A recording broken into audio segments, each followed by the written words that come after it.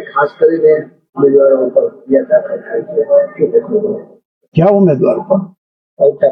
અલ્તાફભાઈ પર.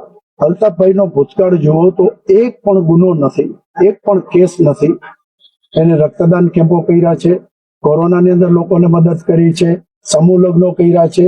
ફક્ત આ બે કેસ, અને એ કેસ પણ કેવા મદદગારીની અંદર દેશી ભાષામાં કહી એમને ફિટ કરવામાં આવ્યા છે. બીજા કેસમાં તો એ જેલમાં છે અને એમને પાછા ફિટ કરવામાં આવ્યા છે.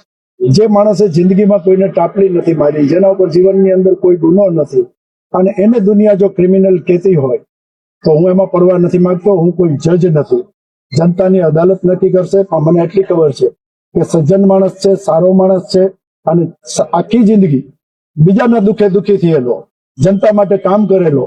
જનતાને જ્યારે પણ મુશ્કેલ પડે, કોઈ હોનારત આવે, કોઈ પાણીની હોનારત આવે, કોઈ ધરતીકંપ આવે, કોઈ મુશ્કેલ આવે, ત્યારે પબ્લિકની વચ્ચે રહીને જેને આખી જિંદગી પબ્લિકની સેવા કરી છે, અને એને કોઈ પણ કારણસર મદદગારીમાં કોઈ જગ્યાએ ગુનામાં પણ એ નથી, ગુનાની જગ્યાએ પણ નથી, અને એને દુનિયા જો ગુનેગાર કહે તો હવે છેલ્લે જનતાની અદાલત અને ઉપરવાળાની અદાલત નક્કી કરશે.